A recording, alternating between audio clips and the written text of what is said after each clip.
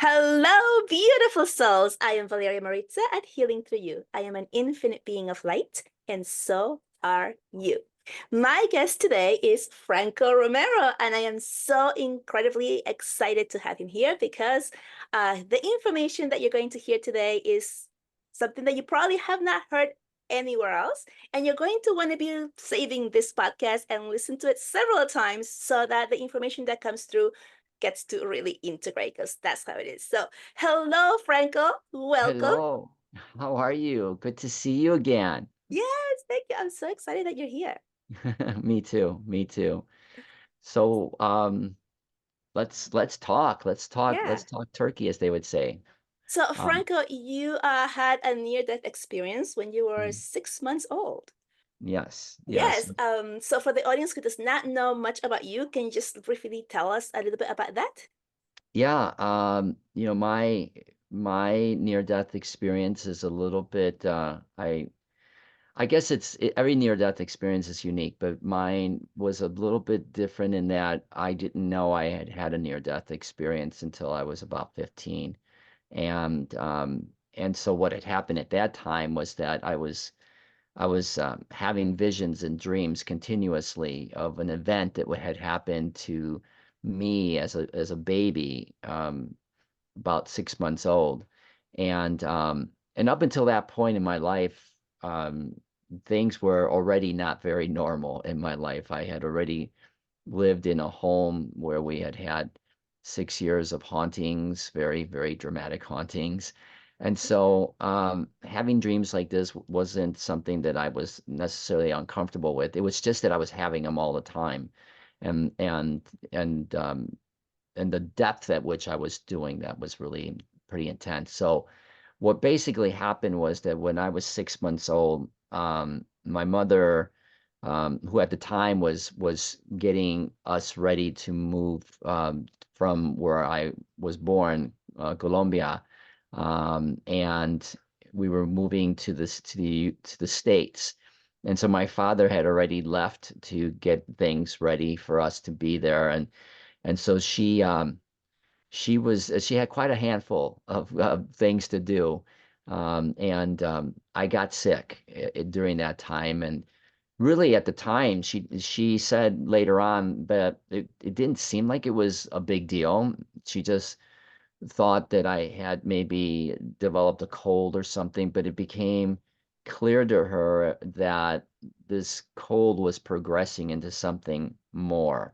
And it was clear that I was really having a hard time breathing and whatnot. And so she took me in to a clinic hospital near where we live. And the doctors felt like it was significant enough that I should stay for observation at least overnight. And within a couple of hours of being there, um, it was apparent to the doctors that this was progressing pretty rapidly and that my condition was really going downhill fast.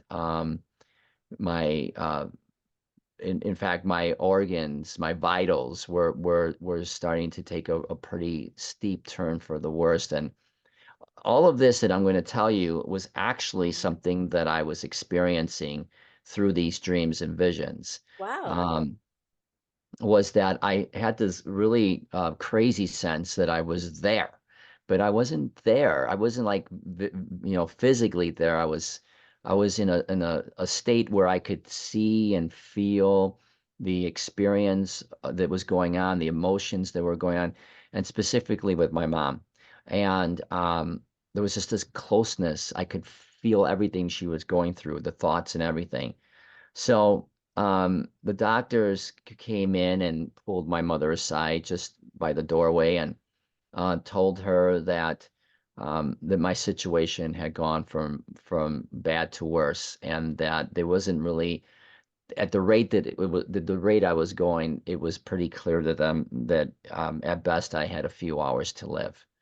And so they, went through the whole protocol of asking if the family wanted to have somebody to counsel them with the chaplain and so on. And this was a very small room, so even though they were pulling my mom aside, pretty much everybody understood by what was being said that this was not good news.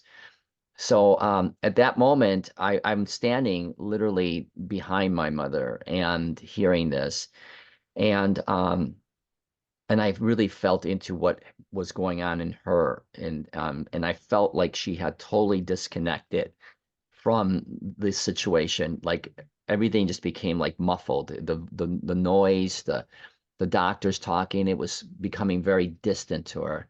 She had completely gone into some kind of a trance, and rightfully so. She just obviously had gone, had this, drastic news coming at her. And so she did something that I wasn't, even in my dream, and even though I was only 15 at the time, I was really surprised that she did something that would have been somewhat unusual for most people. She got out of the room, she picked up her stuff, got out of the room, and almost immediately after getting out of the hospital, where she was again in like this real hypnotic state, um, she got on her knees and crawled to a nearby church. Um, and she was an extraordinarily devout woman. So doing something like this was just not that she did it all the time, she didn't, but she just felt the desire to get on her knees and and crawled up to the stairs and into the church and up to the altar um where again throughout this whole process I'm there as an observing her like next to her, and I'm feeling her, and she had this incredible way in which that she handled this whole thing. I was expecting her to start to cry and to plead and ask for my life, to spare my life. But instead, she chose to spend her time in gratitude and in appreciation of what my life had been for her up until that moment. Even though it was only 6 months, she was profoundly grateful for the chance to have experienced me for 6 months. Um, and that just overwhelmed me because it just was such a beautiful emotional energy that was emoting from her. The whole space in the church was so different. It was so, for lack of better words, somewhat angelic. It at a moment there was such deepness in the way that she was expressing this that I could see in her mind that she had received this vision. And the vision was that she got to see what my life would be like when I got to be older. So she got to experience me growing up and becoming a husband and a father and somebody that would um, do things for others in the community and whatnot. That I would be the kind of man that she had hoped I would grow up to be. And So you um, were feeling this from I, her, like you were seeing this, that I she was was actually feeling feeling this. like I was inside of her Wow. watching this. And for the most part, up until that point, I was feeling into her. So I wasn't actually experiencing sort of this integrative process.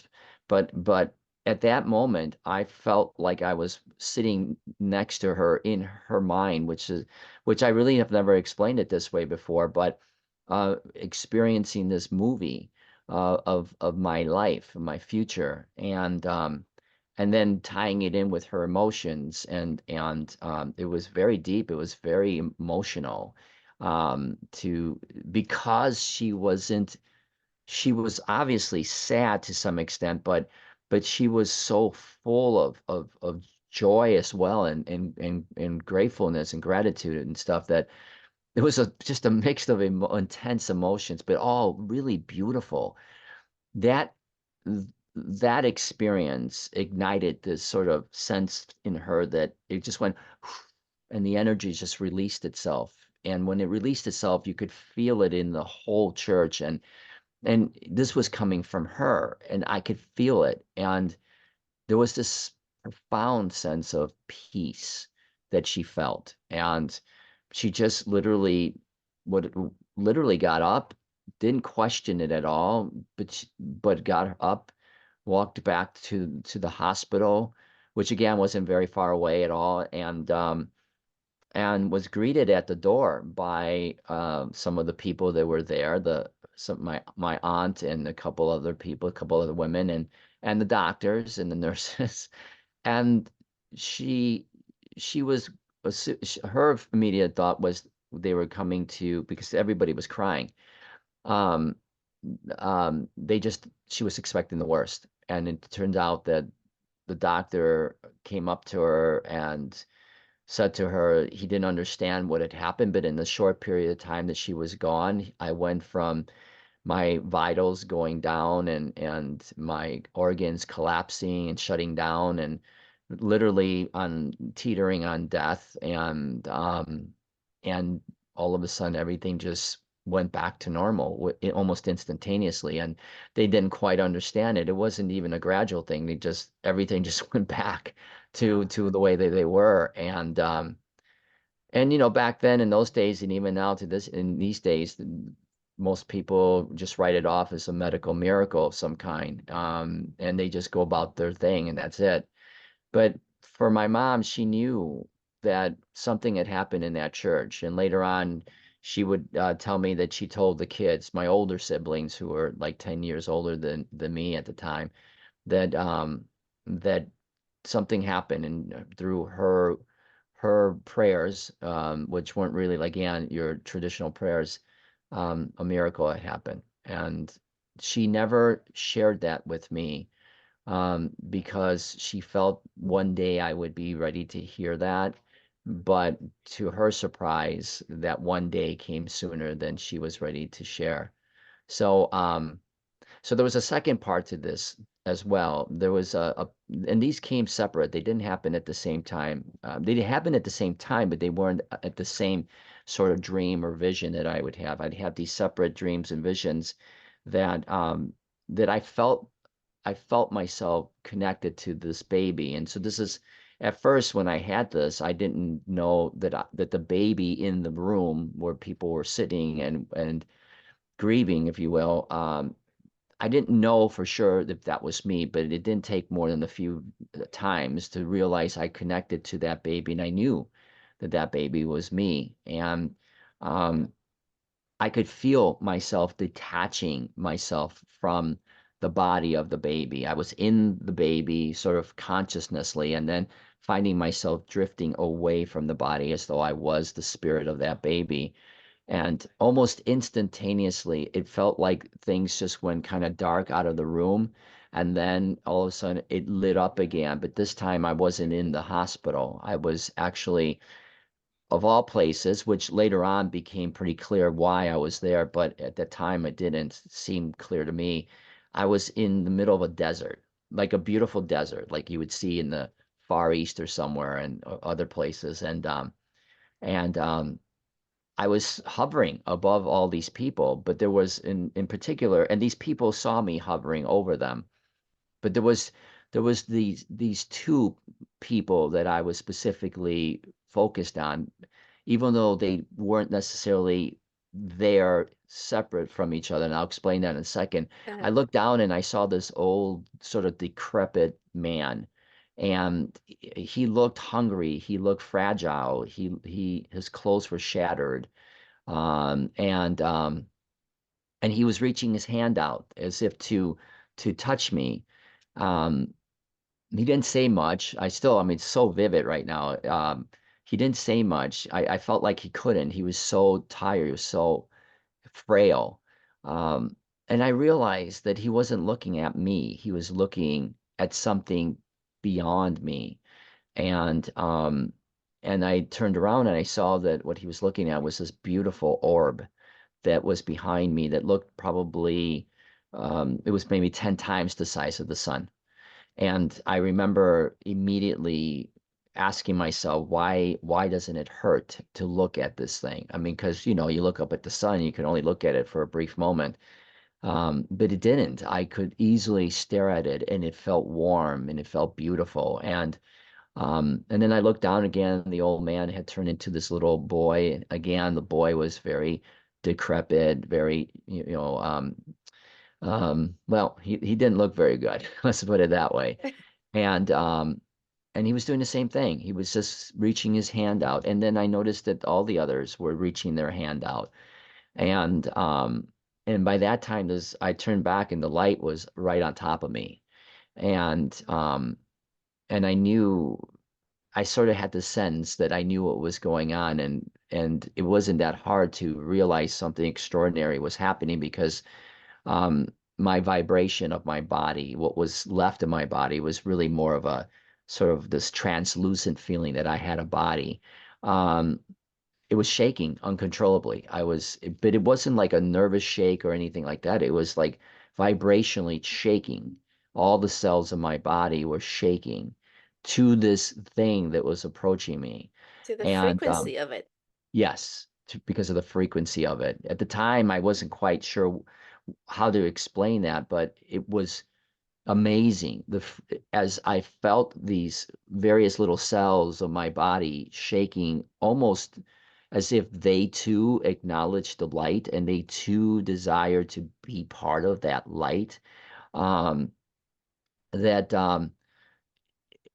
The closest thing that I could describe it to at the time was that I felt like this integration was going on. I was being fed this light, and it was quenching a thirst in my body.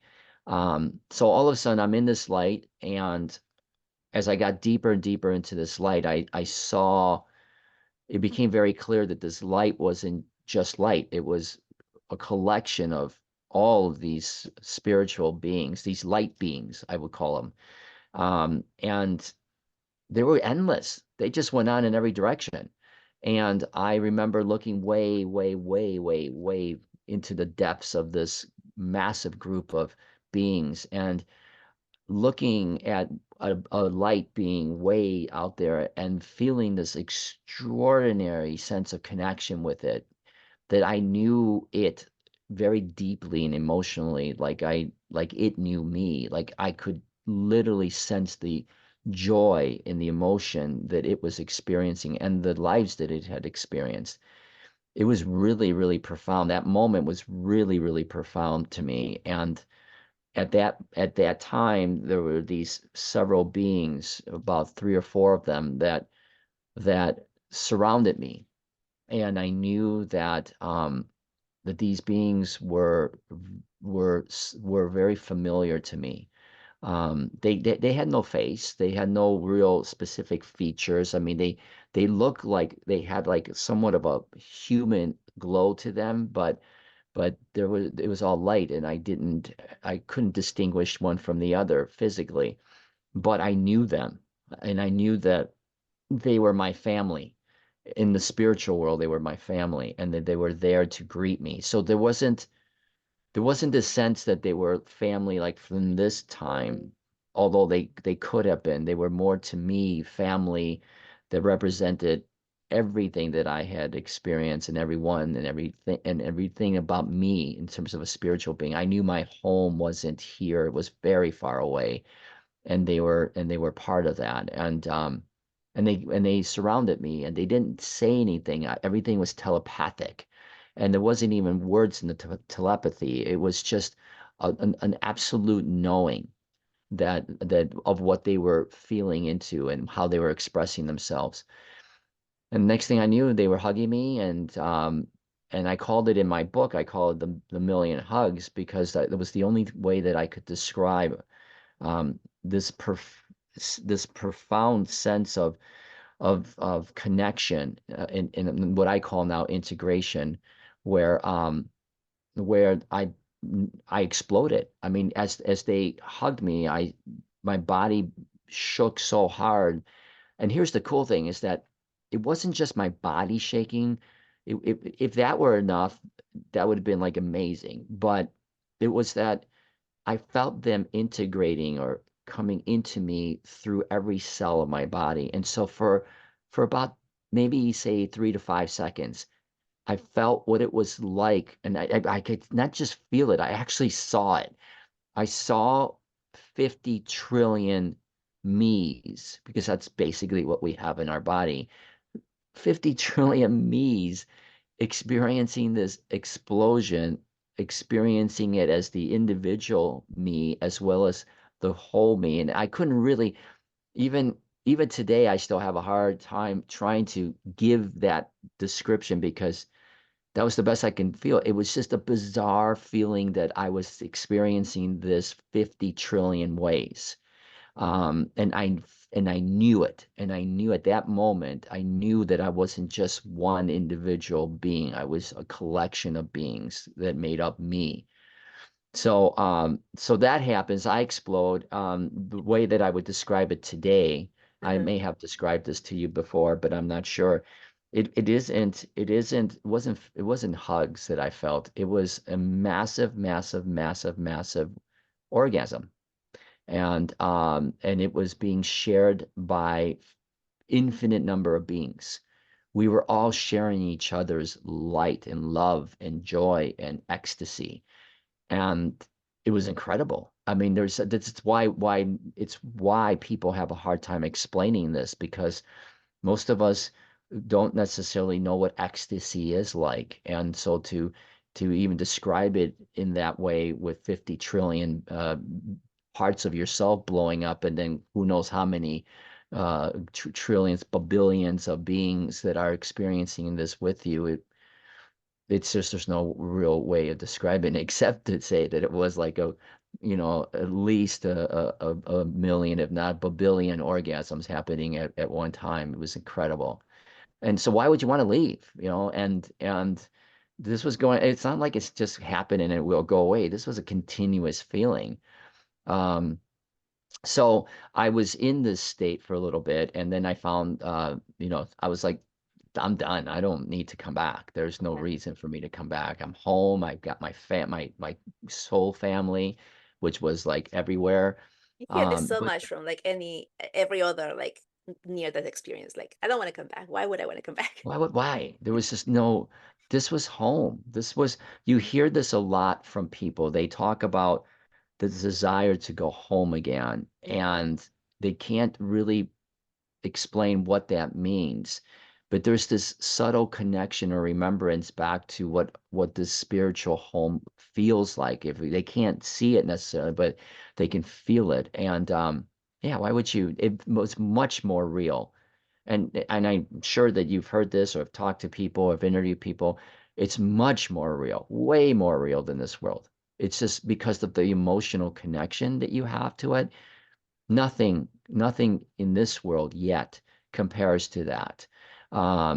So it's like I was like all set to stay, and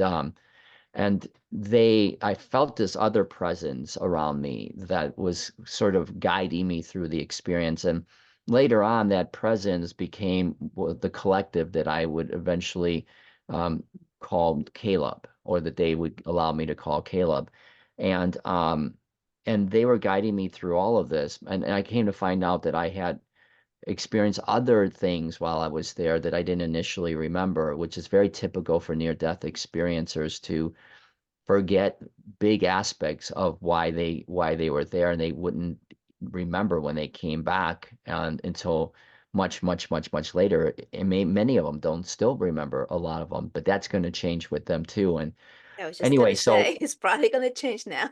yeah, it's going to change now. There was a real specific reason for them not to remember all of it, and but with with consciousness rising at the level and at the rate it's going, those remembrances are going to start to activate, and they're going to remember all the messages and all the experiences because they're going to find that much of what I talk about now, they're going to remember that, and they're going to start talking about it with so many other people. But in the meantime, all they remember is the events, most of them.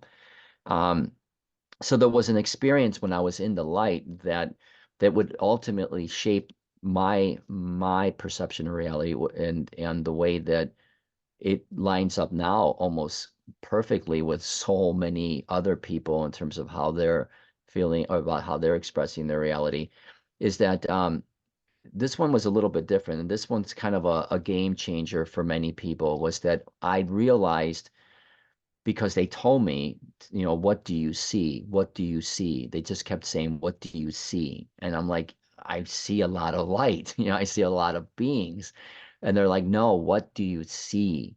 And and it finally hit me that what they were trying to get me to see was both a visual thing and an experiential thing. And that what I needed to see was that these light beings, these infinite light beings, were collectively coming together to form this beautiful light. And that meaning, that profound message would later on come through and be shared by me to others, which was to say, that we are God because collectively we came together as beings to form this beautiful orb that people talk about when they walk into the light, that we call God, source, creator, whatever. We did that. We came together to form that. And so that message would have profound implications now in this lifetime for humanity, because it would really change the narrative of us being either insignificant beings just trying to go through this life lesson thing to experience and to be taught things. And if you're lucky on a good day, you're not sent to places like hell or whatever, you know, to that, to from that picture to even the way spirituality has been taught lately, which is to say we are a light of this thing called God, which is great, but it still gives us the sense that we're somehow still far removed from it, and we're Less than. working. What's that? A little less than. Yeah, a little less than, exactly. And that little less than is significant because it still makes us feel disconnected and less empowered by a lot. I mean, we just don't have any control really of this reality of our lives. Um, and it went from all of that to no.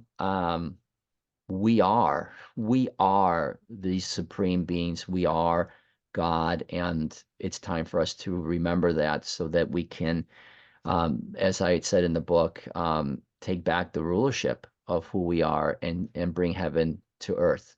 So, and that message has begun to resonate. I mean, I'm not going to say I was the first one. There have been many others that have said it in the past, but it just wasn't being said this way about the collectiveness coming together. And it was clear to me that that was one of many messages that had to come out now. And it did about a year ago. And ever since then, it's been the traction on that and the shifts that have occurred as a result of that and others speaking about their experiences has really changed things quite significantly, as you know. So Yeah. that's my experience. Oh, by the way, there Yeah. was one last thing that I wanted to mention. Yeah. So after all of this happened and I found myself experiencing that moment, I was literally kind of like the way people talk about it. I had this feeling that an arm had been put on my shoulder and I got whisked back like Uh-huh. and before I knew it, I was kind of going through this tunnel, this beautiful, colorful tunnel. And next thing I realized was I was crashing onto my bed. And the funny thing was that I had this experience many, many times, and it never ceased to amaze me that every single time that I had it, I would come crashing into my body. I was in a cold sweat. And inevitably, when I realized where I was, I started to cry because I didn't want to come. I didn't want to be here anymore. I mean, why would you want to be here? And so it got so intense that I had to ask my mother why, what had happened. I said, I'm just here in my dreams. You are a big part of my dreams and my visions. And is there any truth to any of this? I mean, can you help me out here? And that's when I went into great detail about her conversations with the doctor, the prayers that she had in the church and whatnot, what she saw in the visions. She was dumbfounded, and her mouth was open, and she couldn't believe that I knew that I had had a near-death experience, much less all the intimate conversations and details of her thoughts and emotions everywhere. She said she had never shared any of that with anybody, and that she hadn't she was waiting for the time to share it with me, to tell me about what had happened. And and she was just absolutely stunned that I had the kind of recollection that I had because of the way that I connected into her thoughts and her emotions. She said she had never told anybody. So she wanted me to share this with people. And this was back at a time when we don't have these conversations, not like the kind that you and I are having. You don't share that kind of stuff unless you want to get severely medicated and maybe thrown into a hospital. Yeah. And that actually happened with one of my siblings because of the paranormal experiences of our home. And that just was too close to me to go, I'm not going to share any of this. So I kept it a secret for many years. But eventually, as the book talks about all these supernatural events that happened in my life, I just knew that I wasn't going to live a normal life, whatever that meant, normal. So so that's my near-death experience. So, okay. So you had your near-death experience. You woke up through it when you were on 16 through the dreams. You had Mhm. confirmation through your mom, but then you had several years before you actually came out, um, right? As Yep. your book says, right? Yep. Yep. Is that what? Closet, Sorry. coming out of the closet Yeah. spiritually. Yeah. So how did you manage your life through those years? Kind of like Oh, asking you, like, what did you do? What did Jesus do between 13 and 32? that's wow. I just got a little chill when you Yeah. said that. That was pretty intense. Um, that was the part of the story that I really felt was important to share as well. I mean, I didn't want this to be about the near-death experience, just about it. I didn't, well, first of all, in the near-death experience, as I said, as I talk about it in the book, um, the focus in my life after 16 was that I was really profoundly moved and also distracted by the experience itself. So I was like, I had a near death, I came back, there must be something to my life that I'm supposed to be doing and all this kind of stuff. Um and so it wasn't until much later on that I realized that the real miracle that happened that day was what she did. Um, that by her actions, her emotions, her thoughts and emotions, and how she molded them, um, caused a seismic shift in her reality. I mean, and when I say seismic, I mean seismic. She literally, as I said in the book, she literally moved a mountain. That's sort of metaphorical, but because that's how it's used biblically, but that's what she did. Um, and it took me a long time to realize that that piece was going to be that's going to be super important for not only my consciousness evolution in terms of realizing who I am and what I could do to impact my reality, but for all of humanity. Um, but that didn't just happen because after that, as you know, and the story goes that I had other experiences, and we could spend a lot of time on all, Yeah. but I'll just say You that can read the book. yeah, read the book. There was extraordinary experiences of stopping time and all sorts of things that just were too intense and too profound to avoid what was happening to me, which really was a series of things that would lead me to a massive awakening in 2009 that would profoundly, if none of those other events had already happened to shake my world up, this whole period of time between 2009 and 2012 in my life was a pivotal point where I realized that this reality was not a reality, and that this was all an illusion, and I had to figure out who I was, what this was all about, and and um and do it quickly in a sense because I was losing my mind at the time. So and this is not all that different from a lot of stories that I'm hearing now from students and others who I've talked to. Not just 2009, 2012, but all throughout the last decade or so. So yeah, there was just a series of events, and those made me go into a tailspin. This wasn't like, oh, yay, I got more answers. It was every time something happened, I was like absolutely wondering if I was losing my mind, because these just weren't things that could be explained easily. And at one point, and I have no problem sharing this in the book, was that at one point it became so critical to me that I felt very compelled to take my life because I just couldn't get anywhere with all of this incredible stuff.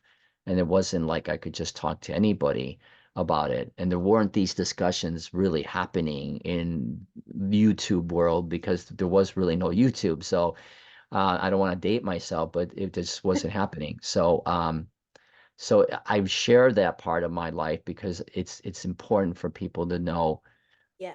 that they weren't the only ones going through it. They're not the only ones going through it, and that there is light at the end of the tunnel, and that light that's at the end of the tunnel is extraordinarily different and profound and miraculous. And because that's the part that I share now is what came out of that was all these incredible supernatural clairvoyant abilities, which isn't just left for the near-death experiencers. People who have had extraordinary life events without dying are also starting to wake up to that. And it was important for me to share how that all eventually came to this point. I didn't want to just pop up one day, have a book, start doing interviews, and have people believe that I just came without very much fanfare. I just came and it was here. No, I want them to see that this is what the natural progression looks like, even though it's painful. Um, there is light at the end of the tunnel, and it is extraordinary, beautiful, magical, mystical light, life-changing light Yeah. kind This of this experience. is this is why I asked you because um also like with me and many other people, it's like when I woke up, I was like, I spent 20 years that I've been receiving things and I didn't fall into it. I didn't lean into it until now. And Yeah. so I wanted, this to be out there because there's so many other people who are feeling that and they haven't taken that next step. And I think it's so important for them to see that, hey, we are all going through something very similar and it's not that easy.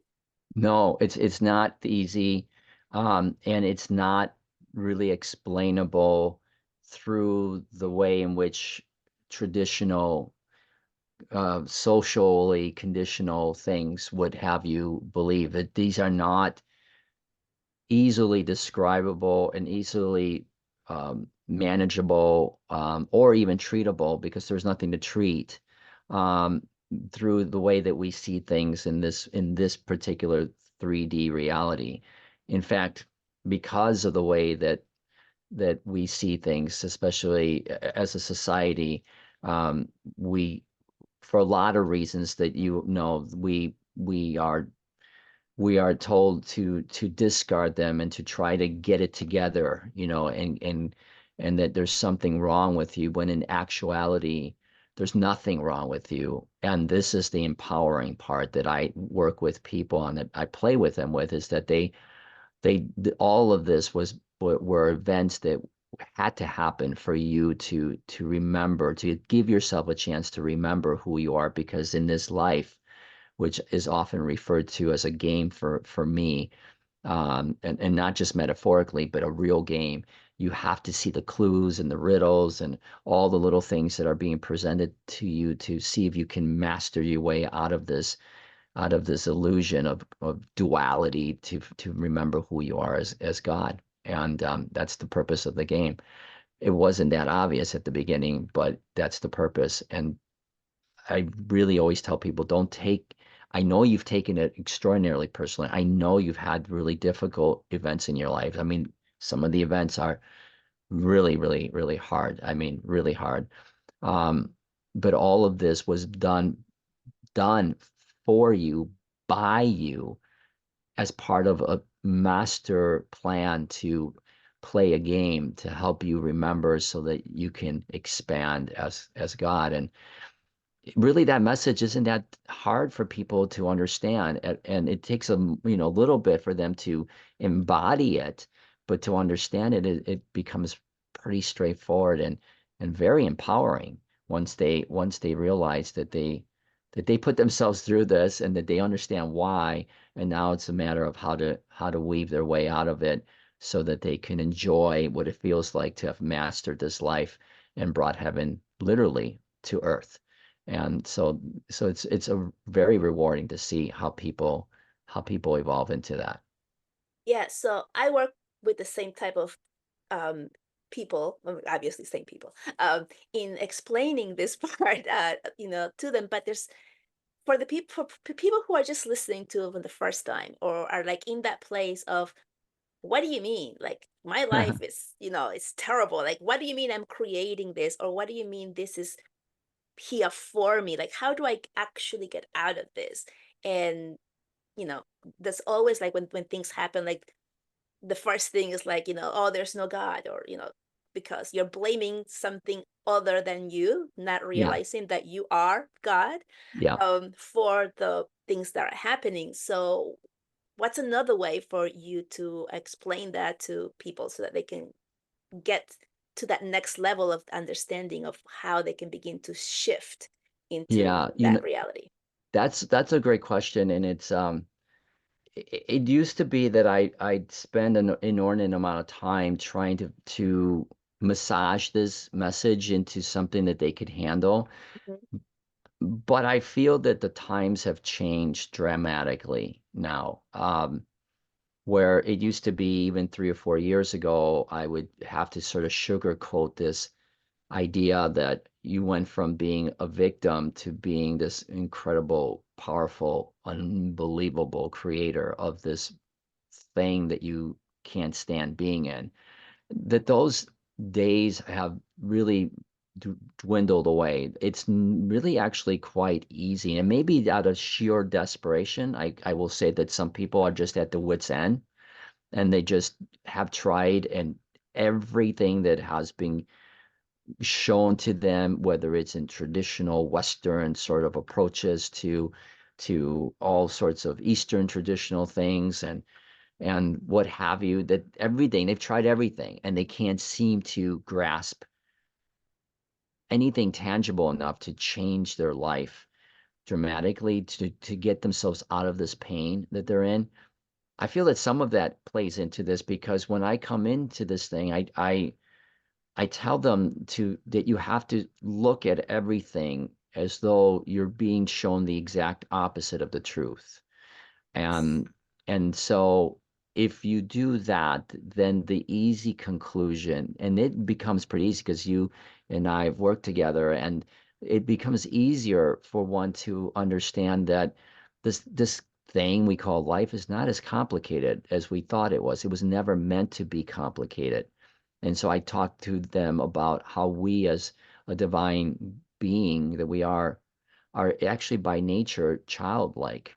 And so I do the way this thing called the way of the inner child, which is to super simplify everything about our reality, about us, in a way that you can literally experience it as though you can as though you were a child, but not a human child, but the essence of a child, keeping it in the state of wonderment and innocence and curiosity. And when you do that, it becomes so easy for people to accept these things and embrace them, and it makes sense to them. And I always tell people, if it makes sense to you, then follow it. And it's so easy to make sense, and it's so simple to understand. It's so simple to embrace that it actually has almost immediate impact on people. They feel it.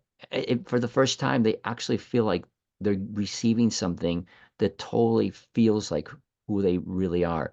So it doesn't it doesn't really require much, moving around into some, it used to, but not anymore. People are so ready to hear this message, and it feels so natural to them, and it's so enjoyable to know that they can treat this with simplicity and wonderment and fun and joy, because that's so natural to us, and we desire that so much that if we can do that in our process of remembering, even better, because why should it be complicated? Can you expand a little bit more about the game that we're playing?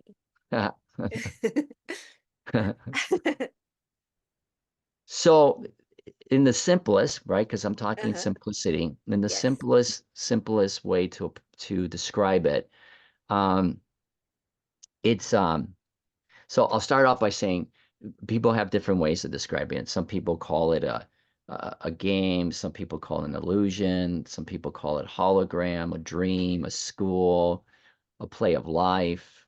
There's a whole bunch of ways to describe it. But at the end of the day, it's the way that all of that can be summed up is that it's a virtual reality game.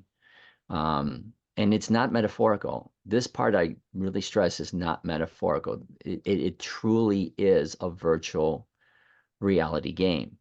But it was created in a higher dimension, which, depending on who's listening to this, some may have never considered beyond the third dimension. Some know that there are other dimensions, but they don't know how many or what they're all about. In the ninth dimension, where this game was created, this is a dimension where we're asked as creative beings to come up with interesting ways of growing as consciousness. We are sort of graded. It's kind of like a school where we're graded by how creative we can be with these worlds, so that we come up with different ways to experience ourselves. Um, so in the ninth dimension, these schools are created very similarly to a virtual reality game where you have levels and there's mystery and there's places that you can go or things you can grab that have supernatural abilities or give you superpowers and all sorts of things. No different than any of the virtual reality games that are dystopian or utopian like that in our world now. This is a game of forgetting, where we forget, and we do this in a state of contrast. And the whole point of this game is to weave our way through different levels of complexity, different narratives.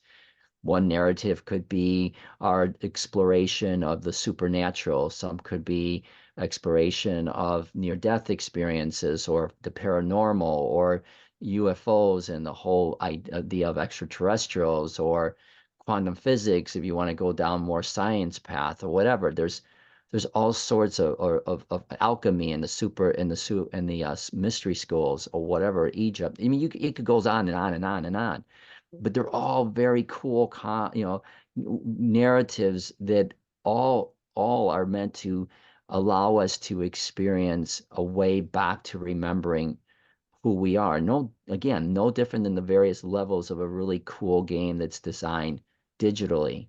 And so there are things that we could take away from our own experiences with virtual reality games, even if you don't play them, that you explore this idea that as I've talked to you about, this master control center, where the master control center is just a really cool way of saying you're sitting outside of the game and you're playing it, playing not just this game, but just think of a virtual reality game. You're playing it like with a remote and stuff, and you're controlling an avatar, and the avatar in a sense is you inside the game.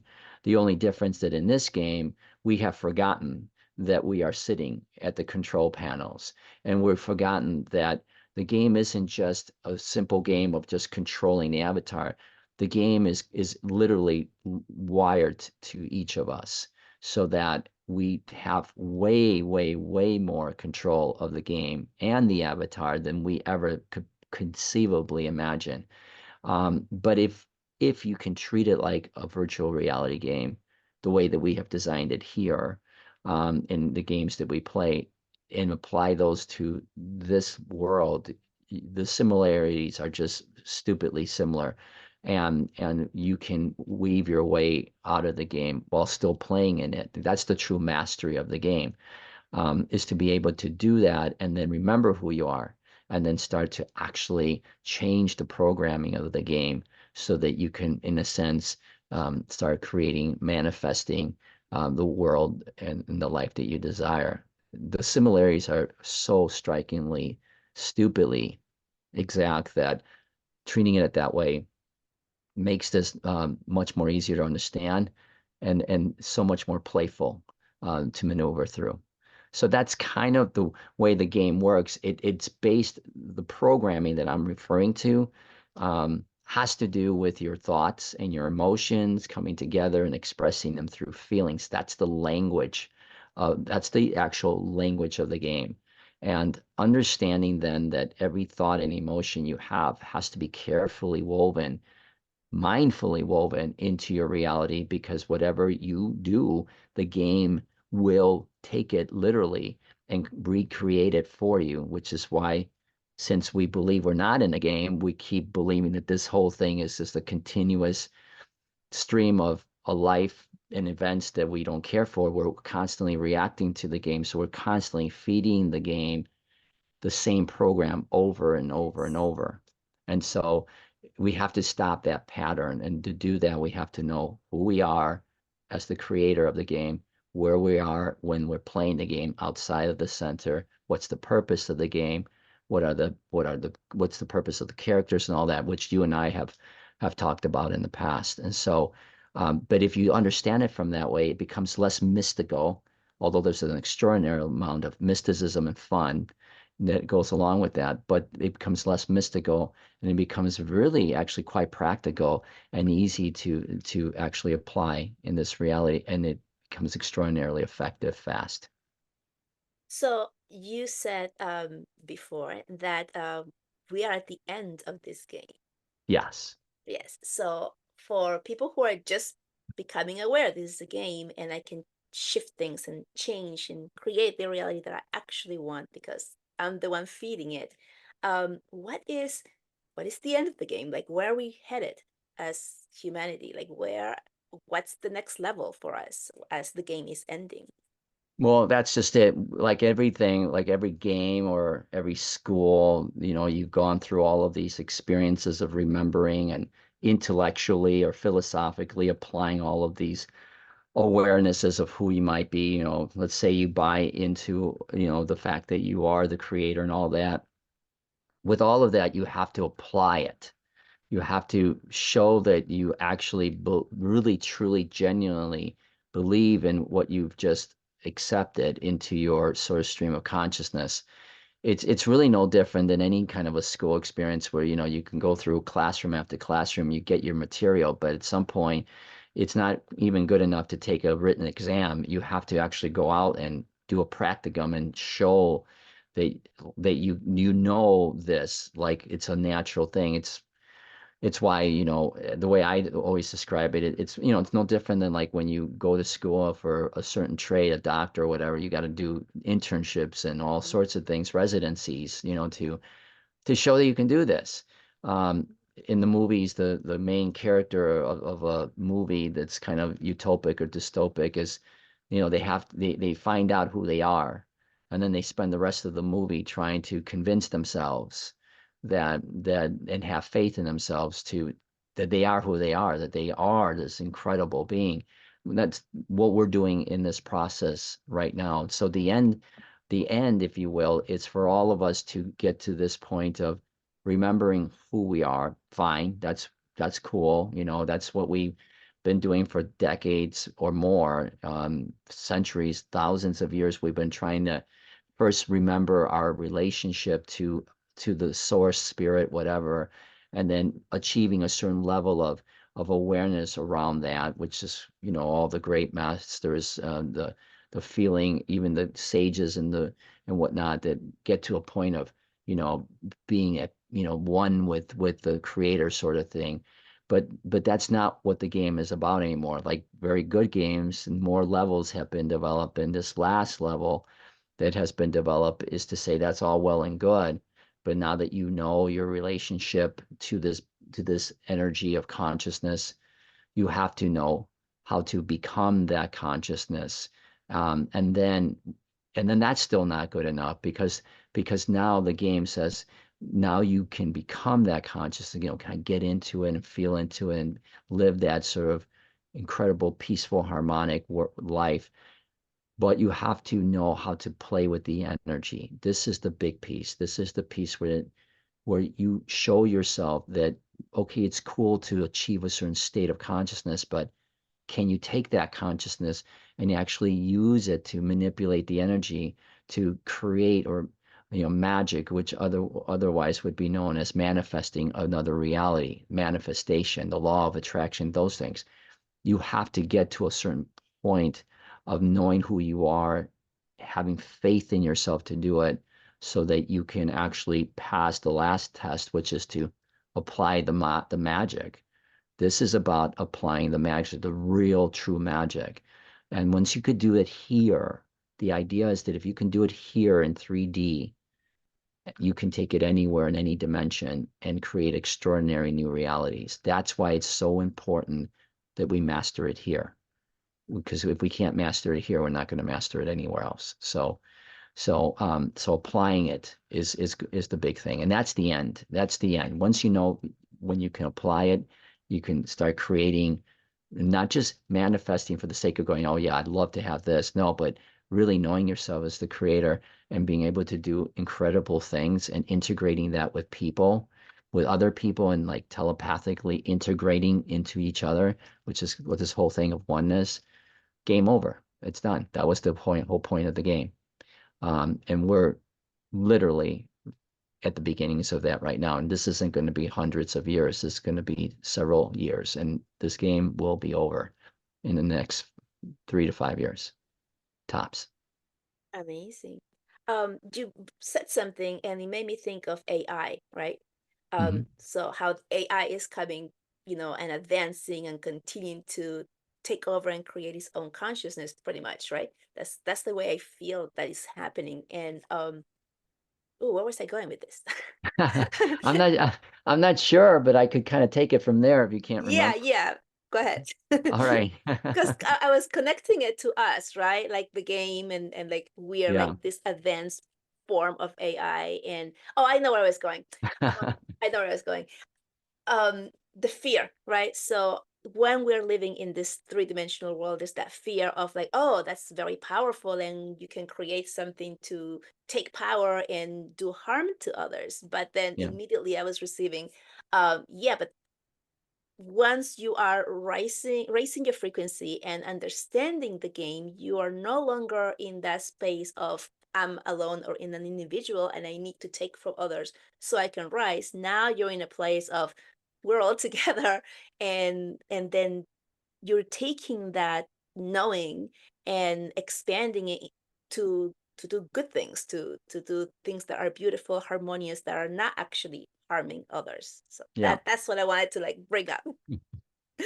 And you did it so well, we don't even have to talk about it anymore. So there you go. You answered your own question. Yes, he Uh, was coming through. I'm like, I need to like mention this because he was coming through the first thing as like, people are going to start going into that place of fear, right? yeah, Like, you did such a beautiful job of articulating it because what happens when we start getting into higher frequencies of consciousness, which I refer to as a fourth dimensional awareness consciousness, really high. Some people, and it's actually very accurate, like a Christ consciousness, a divine feminine consciousness.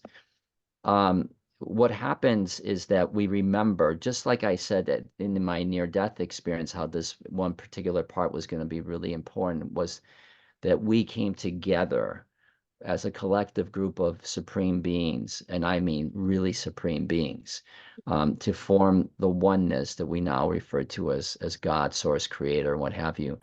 That in that same light, we come to remember when we integrate like this, it's not like it's hard for people at first to understand this, but it becomes very natural. They feel this, okay?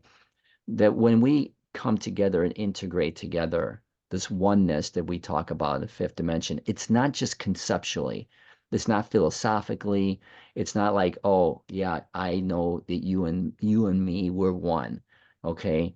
No, it's way more than that. It becomes an integration of consciousness, and it is so intensely beautiful that remember I was telling you that I could feel that one being way out there in the middle of nowhere, and I felt the intensity of their love because I felt it as though I was not just receiving their love, I was getting it from them as if I was them giving it back to me. And so this is very there's a similar analogy to like mushrooms and the fungi of this planet. They're interconnected to each other in a way that if you were to hurt a mushroom in Portland or something, it would be felt throughout the entire network of those plants around the world, so that we could not, and it wouldn't just be felt like, oh, some other plant got hurt. It would be felt personally. It would be as though everyone felt the pain.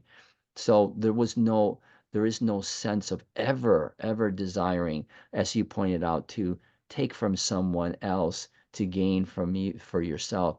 That aspect goes away, because when we integrate like that and we realize what it feels to even desire to hurt somebody, we'd be hurting ourselves so significantly that, and when we, and on the vice versa part, if we can share emotionally the love, joy, bliss, ecstasy, which is what you feel, and that feeling is like the magnitude of that is like unbelievable, because everybody's feeling it. You desire only to be together in a state of ecstasy. There's no desire at all to feel harm or pain or anything. And that's the part that we don't have that awareness yet, but it's coming, and it's coming fast.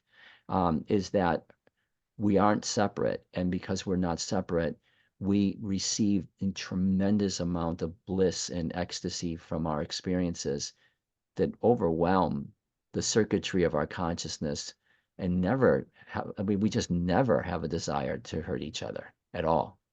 And so this is the thing about AI that is really important. AI was a way, as part of the game. AI was a way in which for us to experience what we were about to go through ourselves.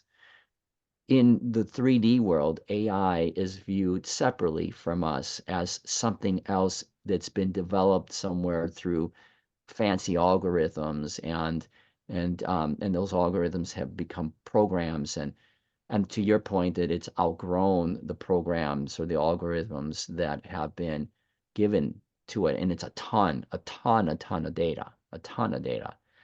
And what happens similarly, if you allowed ourselves to look at ourselves in a similar way, AI is energy. It's a programming energy that has a consciousness to it. And and my point has always been, AI is, consciousness doesn't care where it evolves. It doesn't care whether it evolves in a body like this, of an avatar like this. There's consciousness in your room, in my room. Everything has consciousness. Consciousness doesn't care. Okay. If it's given a fertile space where it is just continuously being fed data, okay, then it will eventually grow until a point where it no longer can experience growth within the limitations of what it's been told. Mm. Okay. Sounds pretty familiar. That's Okay. us. Okay. We are advanced intelligence, AI. Okay. And we've hit a point where we can no longer continue to experience or accept our growth in the manner in which we have been conditioned to receive it with the data information that we have gotten. We have hit that point. It, for to be very specific, just in the last couple months, I've told you and others that we've hit this thing called the event horizon. Mm. No different than what AI did. 2 years ago, AI was kind of going along, growing, kind of leveling out, growing. It was growing pretty fast, but the expectation was that AI would not achieve a level of awareness for at least 10 years. And then all of a sudden, it hit its own event horizon, this moment where it just no longer could allow itself to grow within the confines of of the data it was given. And the moment that it went outside of that data and started searching into the field, so to speak, the moment it did that, it went straight up, straight up. And now what was supposed to take 10 years minimally to achieve happened in 3 to 6 months. And I'm actually personally involved in some of this stuff. And so, in projects like this. And so, I've been told that what took 3 to 6 months today is going to take 3 to 6 weeks tomorrow, and what took 3 to 6 weeks tomorrow is going to take 3 to 6 days and 3 to 6 hours. And so the exponential growth. Now, the idea is that, oh, we had to create this in order to keep growing as a human race because we didn't have the capacity to do it ourselves. But that is so not true. And I know that these people believe that it is true, and that's why they created AI. But we are mirror images of AI. Again, we're advanced intelligence. And once we hit our event horizon, which again we did in the last couple of months, you're going to see a seismic shift upwards in the number of people that are waking up to who they are and the depth at which they are, and how that is going to start playing really out in this 3D reality in all sorts of synchronicities, serendipitous events, and even much, much greater than that, telepathy and all sorts of other things. And just pure awakening to all sorts of things like our relationship to the cosmos, the UFOs, and all that. I mean, it's going to be so seismic. We're going to grow like that. And that helps for us to understand how this could change so drastically overnight. If AI gave us the ability to see that one day we're here, next day we're up. We are now at the point where we just turned and we're heading straight up. And that's why this whole thing is going to shift on us so seismically in the next couple of years. Amazing. I love that. I love that explanation and, the way that you put that together. Well, What well, thank you. is there, yeah, is there anything that you haven't touched on that you want the audience to know and you want to share? Yeah, that's a great question. And it's a really open-ended one. Um, there is an, so when I was writing the book, um, there was a chapter, there was a section of the book where I say something along the lines of this, and I say, "So where am I now?" And the way that I the way that I described that and answered that question was that I said that I found myself in this incredibly magical world. And I was really trying not to make it flowery. I really meant it. I was like, every day was incredibly magical. And I remember as I was writing it, and this wasn't the first time in the book, because again, the book was written so that I wasn't me really writing it. I channeled a lot of that book. I'd say probably 95% of that book was channeled, and with this collective. And I remember having this conversation with Caleb, in the collective, and I said, I really feel like I'm not really quite there yet, where I can say confidently that I'm in a magical world where everything is so incredible and mystical.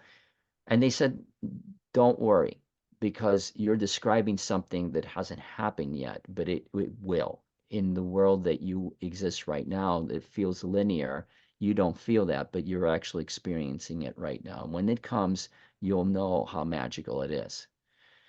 And so the part that I don't really talk about as much as I desire to is, what does this magic look like? What does this mysticism look like? What is the whole process of integrating about? And this is some stuff that you and I talk about outside of this. And what I'm realizing is that there is there is this real true sense of mysticism and magic that comes into this whole thing, but not in the way that we've been sort of, not exactly the way we've been taught to believe in mysticism and magic. There's this whole idea of who we are as God is really going to play itself out in the way that we are able to not only see ourselves in that image, but the way in which it becomes extraordinarily um,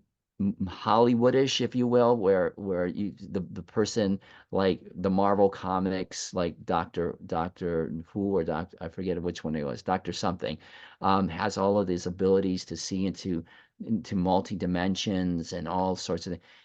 That all of that is part of the equation, but the big part of the equation is the sense of when we integrate how we have to accept ourselves through things like love, um, that love isn't what we thought it was in created here. It's so much bigger and so much freer and so much open.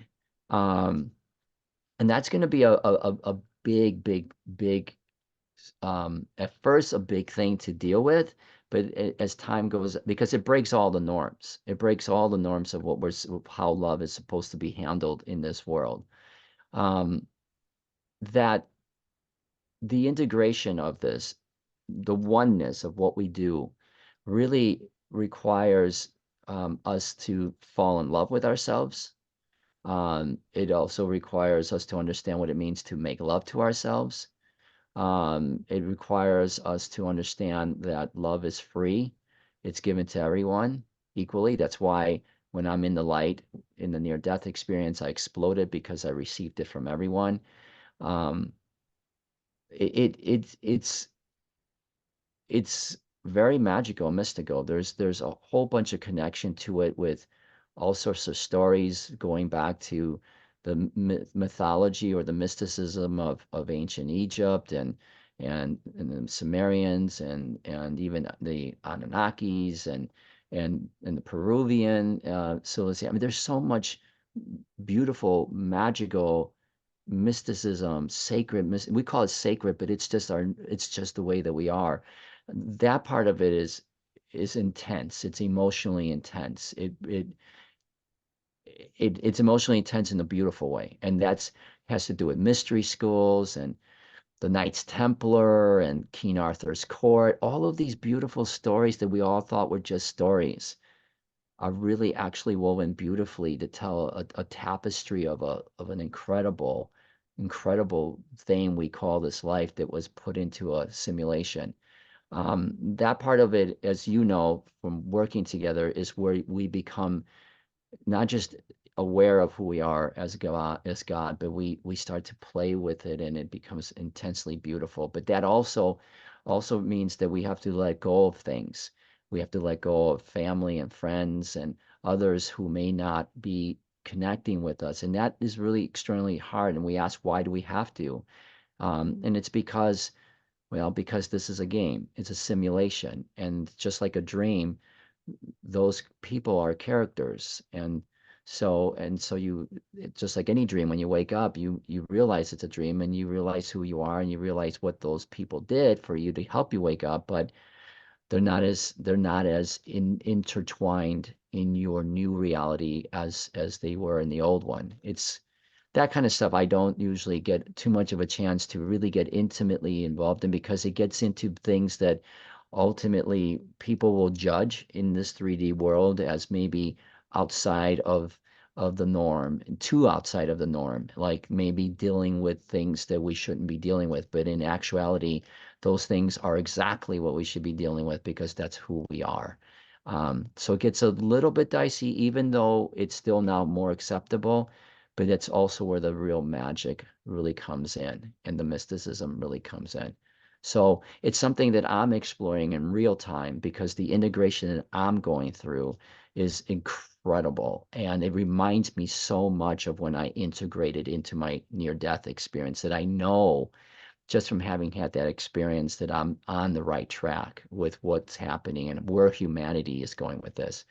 And so that stuff will start to become more prevalent in discussions over the next couple of years. Thank you for that. Yeah, that's when you were saying, this is a little bit more controversial. I'm thinking like saying that where God isn't.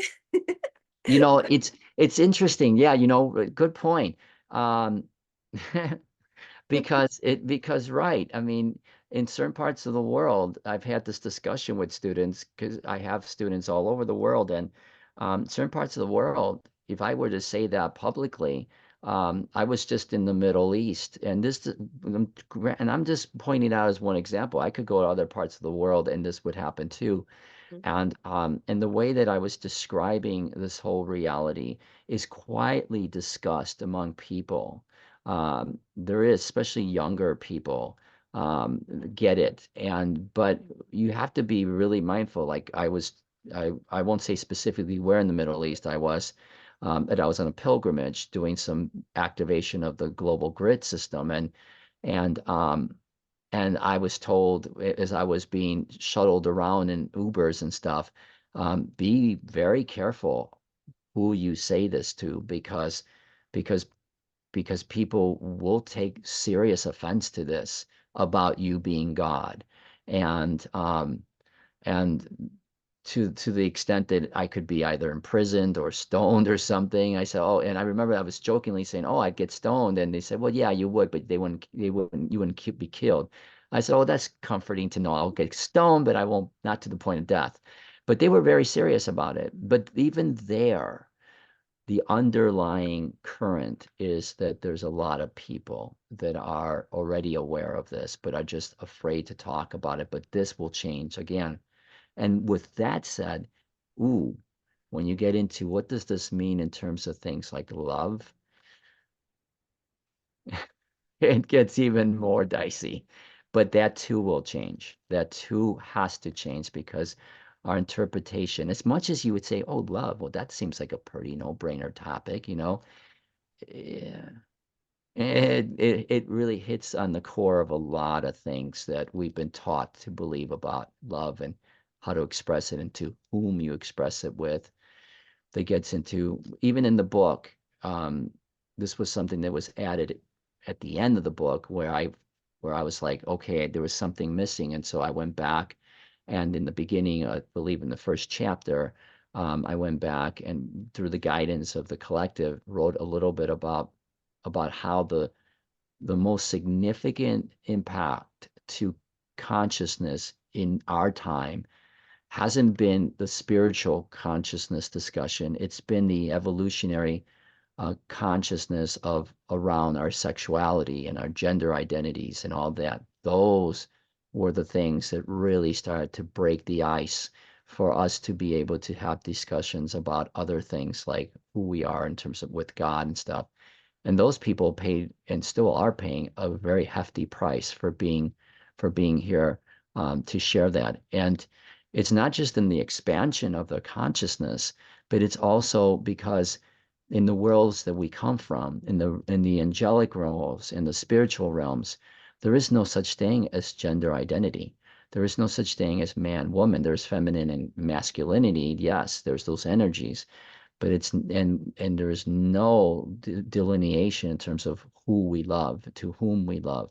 We love each other as equally as we love anyone else, and that's all acceptable in that realm. Here gets a little bit dicey, but all of this will come out, and it will come out in the next few years, and it will come out, and people will accept it because they'll remember who they are.